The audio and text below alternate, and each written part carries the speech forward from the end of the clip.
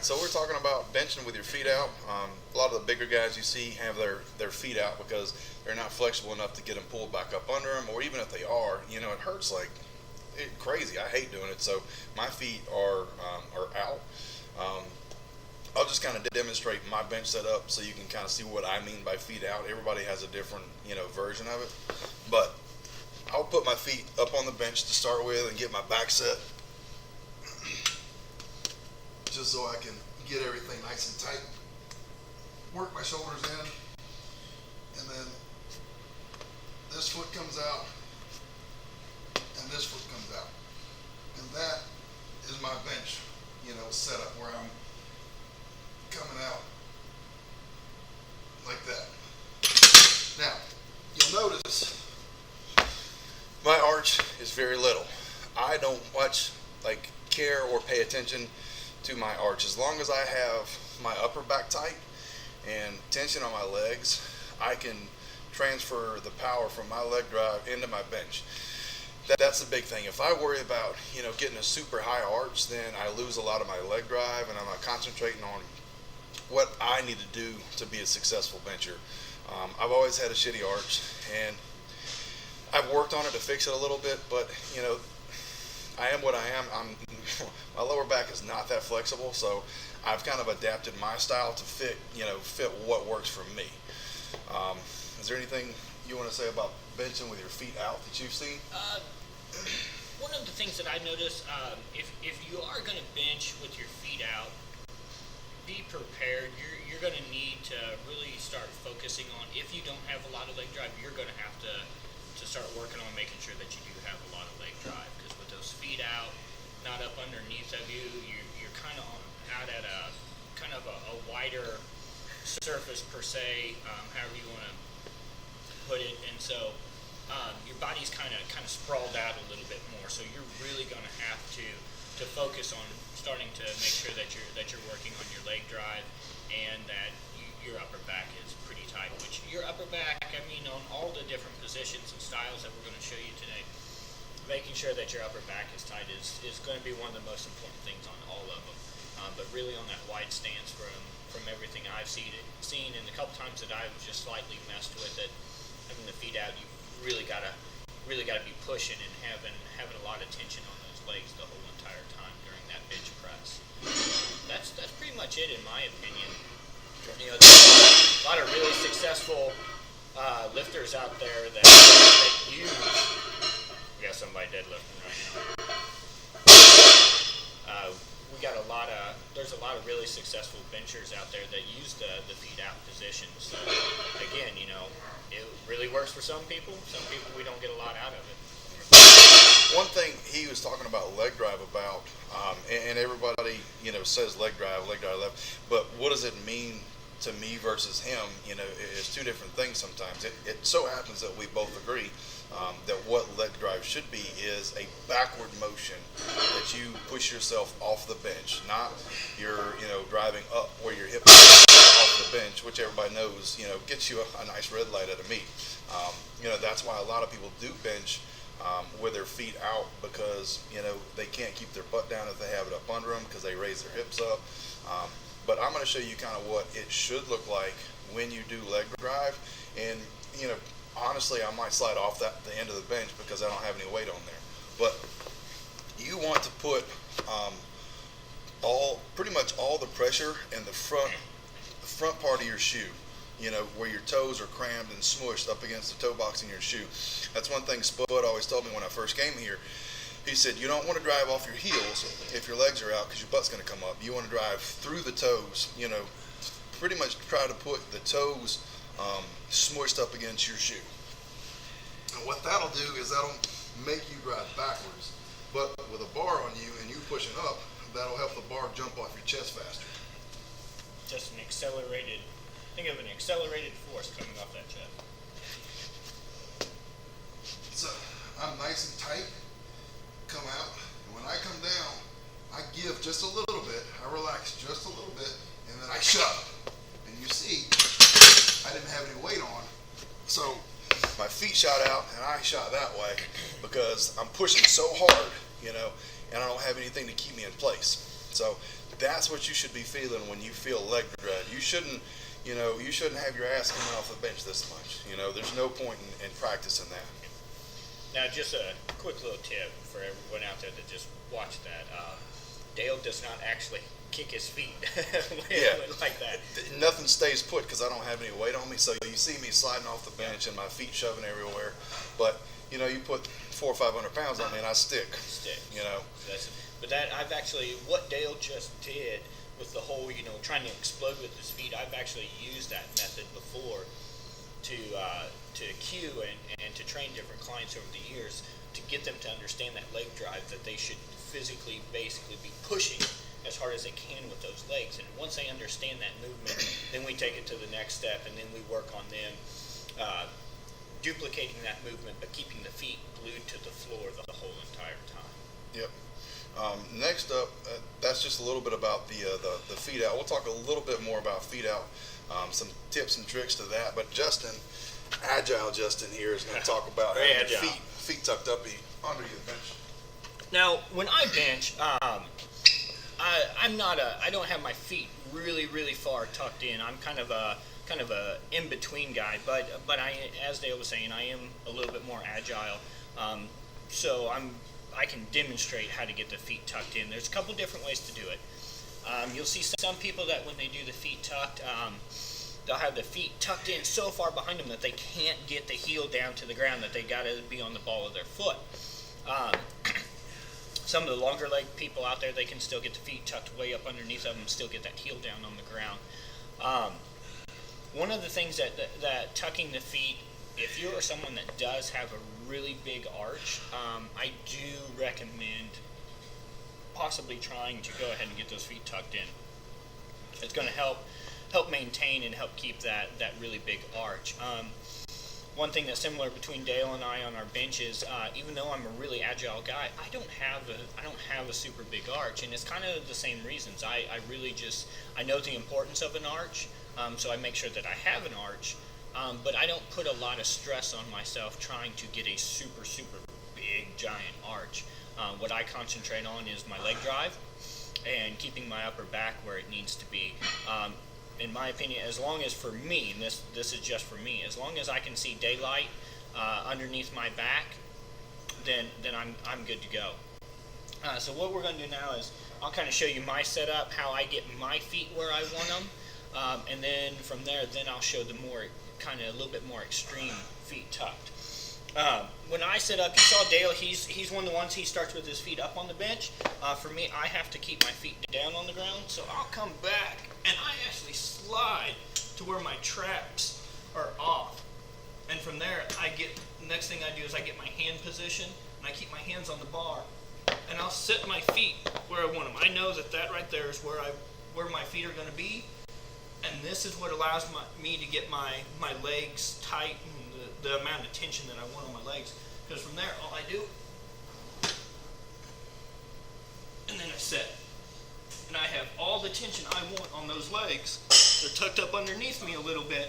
And now, just like with Dale, as soon as I drive, boom, I'm sliding my body back with the amount of tension that I have on my legs. As you saw, I'm one of the ones I keep my heel down on the ground. I've tried coming up on the toe and doing the whole, as soon as I go to driving my foot down. For me, it feels like I get off balance, like I'm teetering on my feet. I don't feel very stable doing that, so I keep the foot glued. Now, for those of you that want to go with the real extreme foot tuck, you may have to do your setup a little bit different. You may have to go ahead and start to slide, get your feet back, and then drive. As you can see, I've got them tucked underneath me so far, I cannot get that heel on the ground. And a lot of times you are going to have that. If you are doing that, what you're going to have to think of to get that leg drive, since you're on the ball of the foot, as soon as you go to initiate that leg drive, you have to think that you are driving your heel to the ground. That's what's going to give you that big push from the leg to bring that bar way off the chest. Again, for me, I feel like I'm on a tightrope. And I don't feel like I'm stable, so that's why I don't, even though I have the flexibility to do it, that's why I don't go with that extreme foot tuck. But it's something, again, it's good. Experiment with, give it a try. There's really, in my opinion, there's really not a whole lot else to it. Again, if you're someone that has a really big, giant, I mean super, super huge arch, that having that real extreme foot tuck is probably going to be one of the best things for you, because it's going to help maintain, it's going to put your body in a position where everything's sitting where it needs to be, to where you can still keep your butt on the excuse me, you can still keep your butt on the pad while keeping your upper back on the pad like you need to. And when you go to do that leg drive, you're not going to have to worry about that butt trying to come up, because everything's just boom, bound up and locked in that position. For me, again, with my leg drive, it's the same thing. I'm thinking that I'm trying to shove myself, I'm trying to explode my body off of that pad. And it really gives me that good little boom right off, coming off that chest. But the only bad thing about that is, again, you see a lot of people, instead of thinking about driving back, when they go to drive, it's like they're driving up, and that's what causes that butt to come up. If you're having that problem, maybe try sliding your feet back just a quarter or half inch or something like that, to where you're able to get a little bit more tension on them. As far as feet tucked, I mean, that's anything you want to add to that? You may want to have somebody cue you. If you notice that you've got a really good arch, your feet are tucked up under you, heels are up. You may want to have somebody say heels, heels, heels.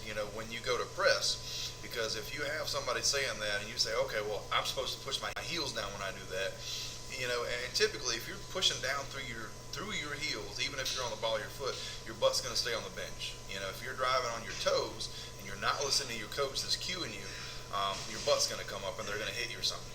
And that's what I coach people a lot of times, and I say, get them, as far up under you as you can if you're having, problems with your butt coming up, because that'll minimize that problem. And then if you can really force your heels down when you start to drive, then it's almost impossible, if you've got a really good arch with your feet way up under you, for it to come off the bench. Another thing is squeezing the bench a little bit. If you have issues with your butt coming up, if you think about forcing your heels down and squeezing the bench with your legs, that's another way to kind of, help keep everything kind of nailed down. And everybody's a little bit different. Some people, are flexible, and some people are inflexible. But that's one of those things, depending on your leg angle. A lot of people have their knees out when they have their feet tucked up under them, like Justin did. And a lot of people have them, knees in and feet tucked way up under them.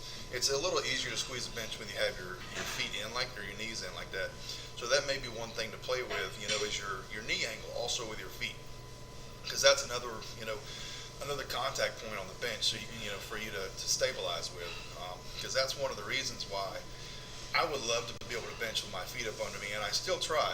After I see Dave Hoff or somebody do some stupid amount of weight, I'm like, damn it, I'm going to try to tuck my feet up under me again, because that seems to work for a lot of good benchers.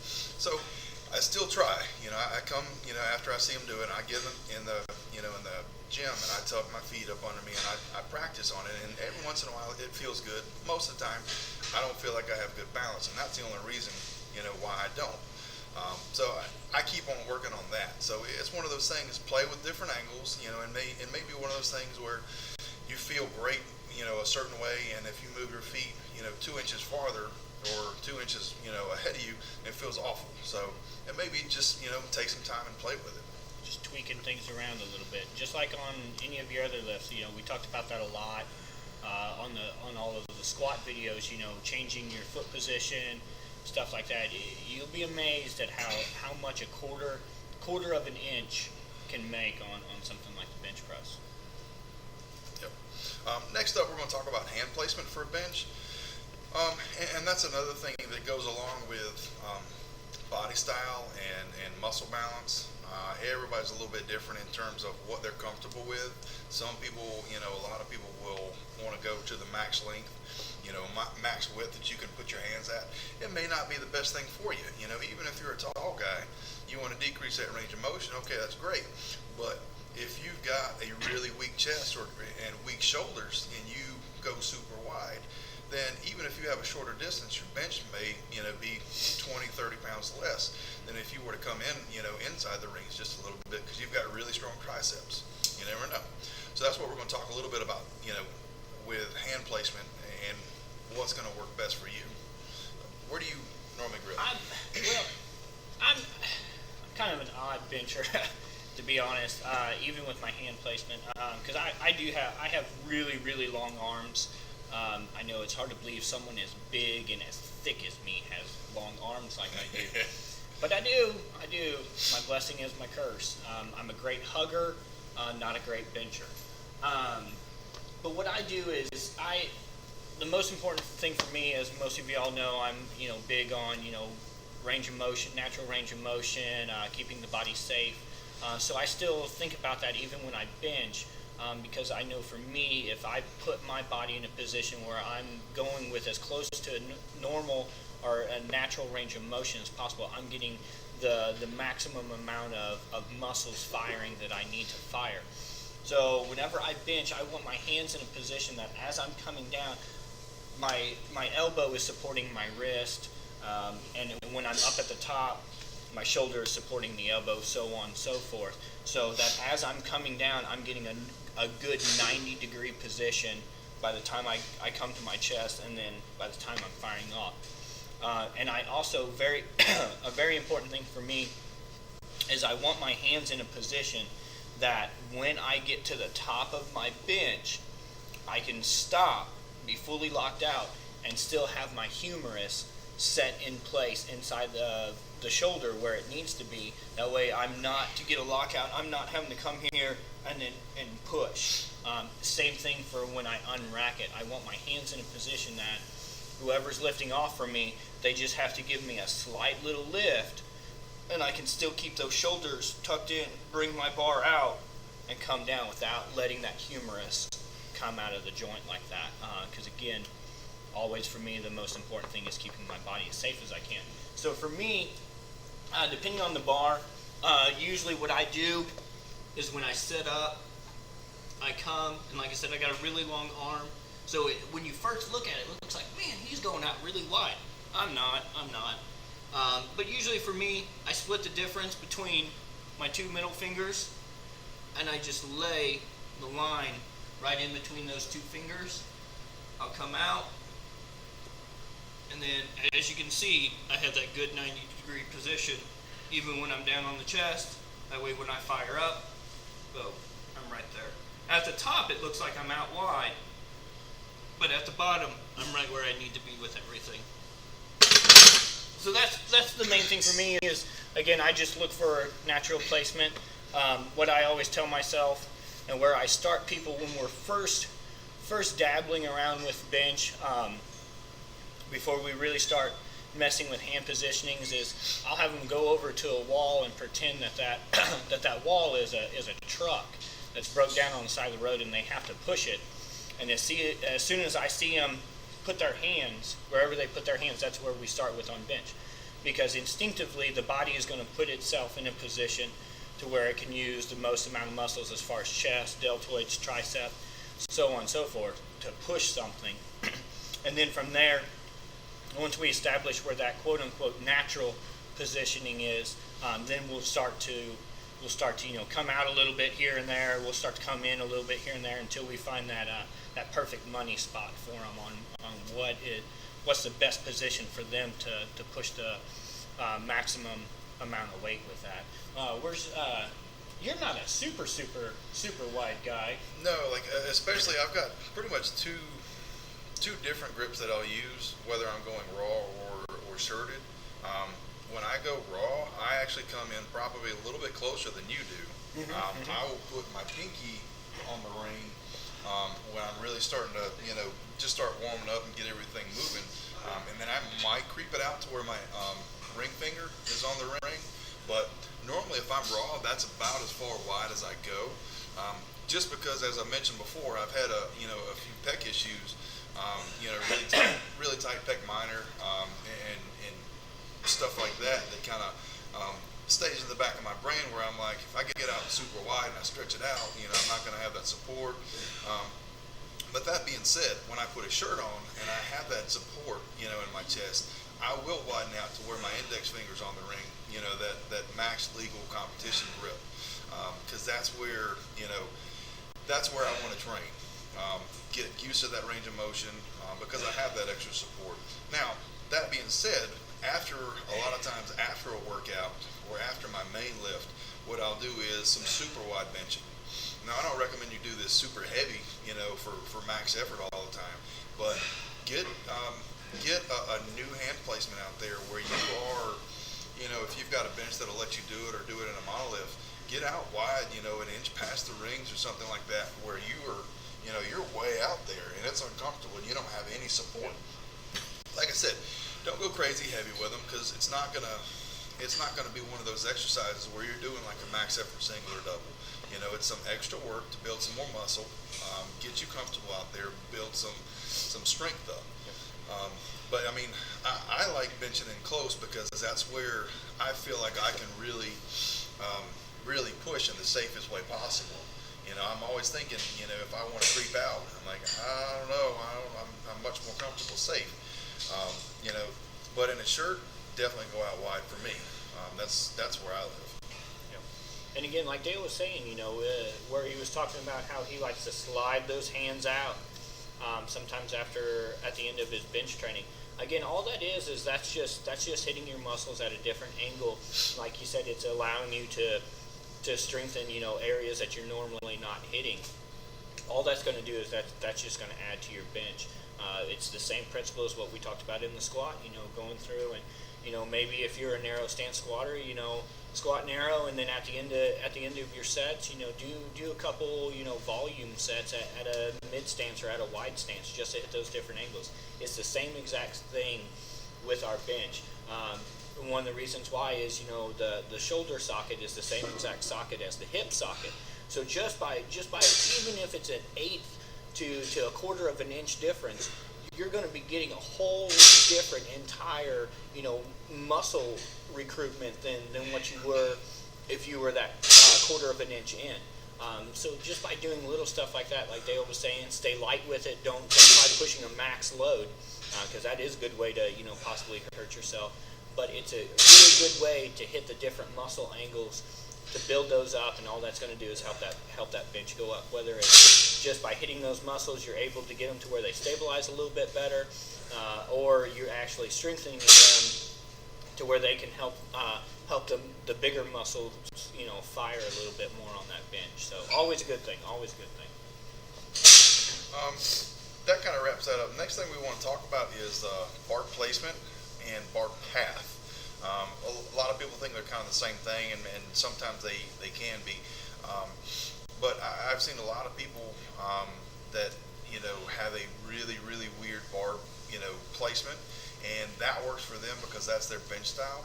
And if you're like that, I'm not telling you have to change, but for those of you that are still trying to figure out what's going to work best for you, play around with a few things that we're going to show you today.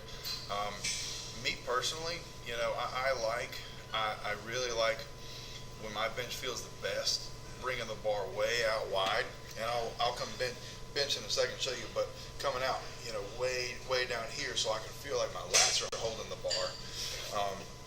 And then you'll see a lot of people, that come out and they're right here.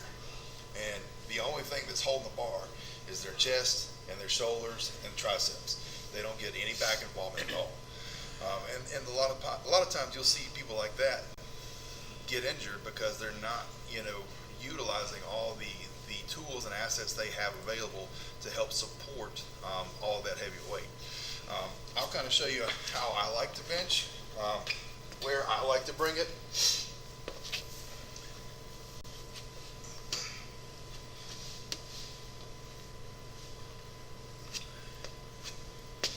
And I like to try to do a tricep extension out of the rack, just because if I try to help too much, I lose my shoulder tightness and I come up here.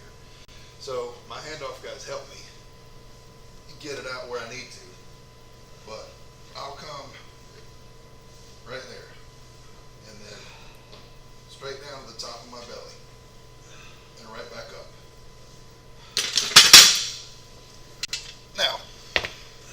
say right back up, and right back up is a little different for everybody. As Justin pointed out yesterday, to me we were talking, and he said the shortest distance between 2 points is a straight line. It's not a curve, it's not an arc, it's not an S, it's a straight line. So if you notice, when I came down, touched the top of my belly, and went straight back up. It's, that far. But you see a lot of people, and they coach this, and, if it works for you, great. You're an anomaly maybe, I don't know. But it doesn't work for me, doesn't work for him, is benching back over your face. You'll hear a lot of people say that, over your face, over your face. And then this looks like a terrible way to end a bench press. Yeah. This is like just one of Justin's pet peeves. He might throw something in a minute. Oh, yeah. For mine, as far as my bar placement, as far as where I bring it down, I don't come quite as far down as what Dale does, and I'm not way up here. I kind of like to find that happy median right over that sternum area. Again, it puts me in a natural position to where I feel like I can get the most power. But the other big thing is, again, it's a straight boom. When I first got into lifting, I had a couple people try the whole, making me do the whole C method, where I bring it out of the rack and I come down and, trying to get my lats tight, and then all of a sudden fire them and then push it back up over my face. And it just felt awkward to me. And then I was sitting there one day and I'm thinking about it, and the first thing that made me think about it was, man, I'm really not that strong of a bench presser. A lot of times I bench press alone. What's going to happen if I can't push this weight and I get to right here and I'm stuck, and all of a sudden, boom, it's going to be right down on top of my face. 300-pound JM press. Yeah, exactly. Not cool. I would rather catch a weight right up in here than what I would on my face. This is my moneymaker. It's hard. It's hard being this handsome. It's hard being this handsome, and I ain't gonna mess it up. It's taken me almost 33 years to get this sexy.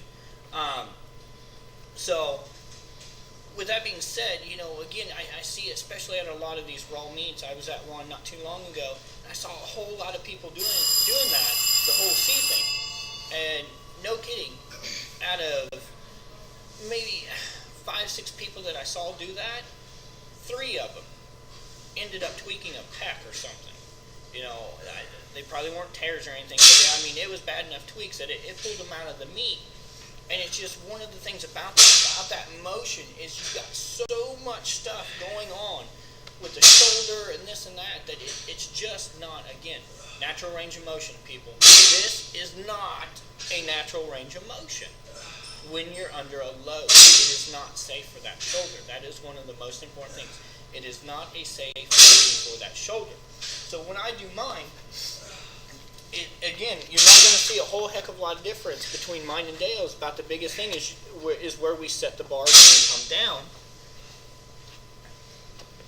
But I'll get my setup, I bring it out of the rack, and then I come down, right there, and then boom, straight up. And then from there, my handoff guy will help bring it back in. Again, that's what your handoff guys are there. I should not be worrying about trying to push this bar back towards the rack to get it in the rack because I have a handoff guy. That's what they're there for. If you don't have a handoff guy, I strongly suggest that you find one. It's going to keep you a lot safer. But again, the most important thing to think about is that Angel's saying fastest way from point A to point B, straight line. So if I'm adding, here's a straight line, here's a curve, and I'm moving the same distance, the curve's going to take longer. So I'm burning more energy, which is going to make my bench suffer. And it's all about force, energy. All those, for some of you big physic people out there, you probably understand all that a lot more than I do. But again, to me, the most important thing is it's not a natural range of motion, especially with a heavy load. That joint is not made to move like that, and that's how we get different strains, tears, pulls, so on and so forth. Which, hey, if you want to keep doing that stuff like that, helps keep me in business because I get to go and work on that stuff. So that's fine if you want to keep doing that. But I would strongly suggest switching it up and trying to get more of a straight line, because it's if I'm coming here, you can I'll turn at an angle to where you can see. So my arms are here. I'm going to go straight line with this one. I'm going to try doing a curve with this one if I'm that talented. But as I'm coming up, you can see the difference. I almost every time I try doing that whole C thing, my shoulder comes up out of place. So I lose my back tightness. Now I've got my humerus is just out here floating with a big load on top of it. And it's just too many things that can go wrong. So I strongly urge you, try keeping a good straight, boom, push off that chest. Especially if you are a long-armed bench presser like me, I promise you that if you go to more of a straight line, your bench is going to improve. Because you're shortening the distance that big old long arm has to travel now. This is such a longer distance for you to try messing with. So that's pretty much it. Straight line, people, straight line. Next up, and the last thing we're going to talk about is the bar sink that you have, and the bar in relation to your elbow position. And these are two, kind of related things that everybody has different ideas about. You see a lot of people that'll come down and they'll touch their chest and they come back up. Now you see a lot of people come down and they barely touch their chest. They're almost hovering above their chest. And then you see, a lot of the bigger guys, they come down and it sinks, good 2-3 inches in their belly, and then they launch it off. So it's one of those things that everybody's going to be a little bit different. What works for me and Spud and Justin and a lot of the people out there is all going to be different. But you never know until you try. I will say one thing that I do hate and I advise against is that hover, that barely touching, because it takes a whole lot more energy to stop a weight than it does to start a weight. So you're almost doing a negative.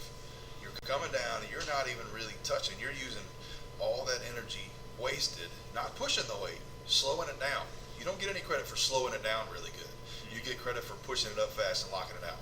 So if you come down and you're, really slow and you're hovering and you barely touch your chest, you're going to get a press call, but it took you 2 seconds of holding it right above your chest to get a press call, whereas I came down and I got a press call as soon as I touched, and I launch it back up, and I use a lot less energy. So I know you said you're a little bit different than I am. I don't let it. I don't hover for the same reasons that Dale's talking about. It burns. It burns way too much energy. The other thing is I've seen at a lot of meets where people do that kind of hover thing. They bring it down and it's just. And I've even been head judge at some of them where I'm sitting here going, are they touching? I can't even tell. So I strongly advise you, let that bar sink just a little bit. I mean, you don't have to let it just make a giant bed in your chest. Let it sink just a little bit. Let those judges know that bar is touching. One of the other things about that is, like Dale was saying, you're burning so much energy. I've seen a lot of people that they get it there and they're hovering, and they burn so much energy, and then all of a sudden they go to press and they try exploding it, and all of a sudden they lose their back and it just kind of blah. For me, I let it sink just a little bit. It may not be quite as much as what Dale lets it sink, but one of the reasons why I do that is, one, because I want that head judge to see that I have that bar is touching. Plus, another reason why is by letting it sink, it allows me to retract and squeeze just a little bit more, so I know I've got that last little bit of tightness in my back ready to where as soon as I hear that press command, I'm going to fire as hard as I can because I've got my lats tight, my upper back's tight, so I'm able to push just a little bit more with it. But again, mine's not a super big sink, mainly because, in all honesty, I don't have much. I ain't got much to sink into, so I can't let it sink too much. But it's enough to where when I bring it down, those judges can tell without a doubt that bar is on me, and I usually get pretty quick press commands because it's not questionable on whether or not I have it touching or not. So We don't have any weight on the bar, but let's kind of look at and see what your sink looks like. My sink.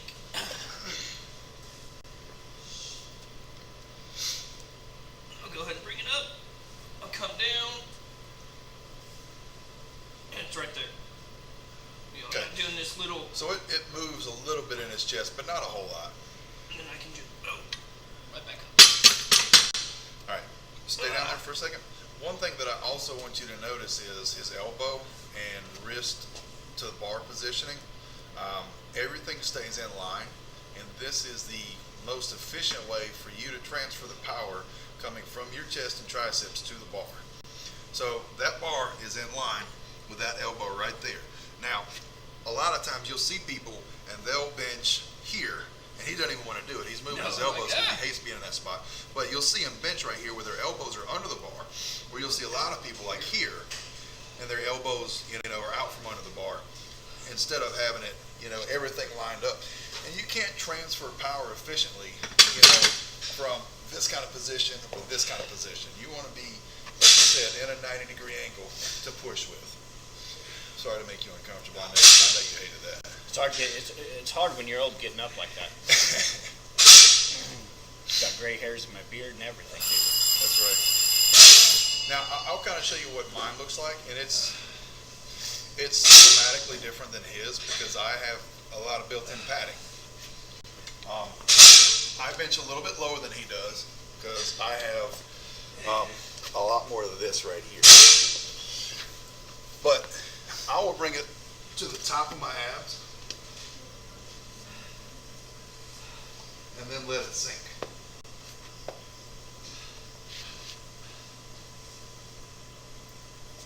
And that's where I have mine. Straight back up. And again, if you all notice, one thing that is very similar on my bench and Dale's bench is go ahead and come back down, Dale. What Dale was talking about on mine, everything is right there in line where it needs to be, to where as soon as he starts to come up, boom, everything's still right where it needs to be. Again, you gotta go with what's gonna be the most efficient way for you to produce as much force as possible. Force is the secret behind power. Yep. And a lot of times you'll see a lot of people, they come down and they drop it way low into their belly, and then they try to use the leg drive to launch it off of them.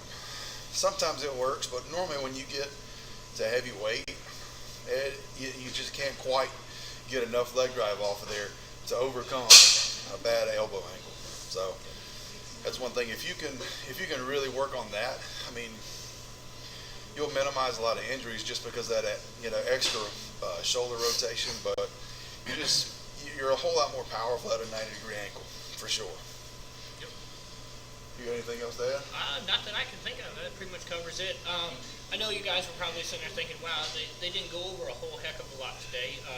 One thing to keep in mind is this is only the second installment of our bench series. On our third installment, we're going to go over a lot more stuff with you guys. I believe Spud is going to be sitting down with us on that one. Yeah, or is he hopefully- going to try to? Hopefully we're going to have Spud so we can have a little bit of a round table Like we did on talk. the squad. Yeah. So we'll be go over that. We'll be covering a lot more stuff with you guys.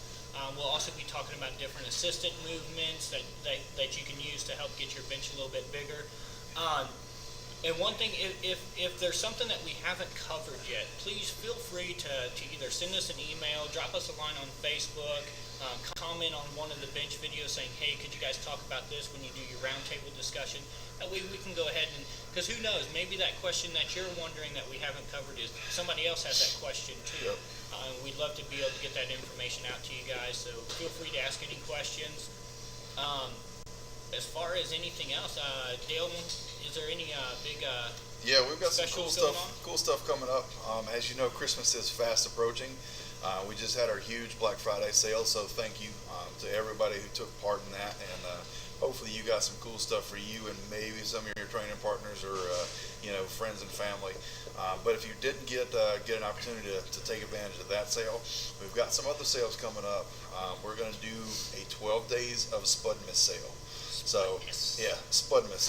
It's a little twist on Christmas. I don't know if it's better or worse, but We'll have some really cool stuff coming up in the near future. So stay tuned to Facebook and Twitter, Instagram, all that kind of stuff, so you can kind of catch all the deals coming up. And like you said, if you got questions, our email address is spuddingstraps@gmail.com. You can hit us up there. Any questions or comments or concerns, stuff you want to see, stuff you don't care to see, whatever. We're here to help you guys. So we appreciate you guys tuning in, and hopefully you'll be back next week with us, and we'll see you then. Stay strong, lift heavy.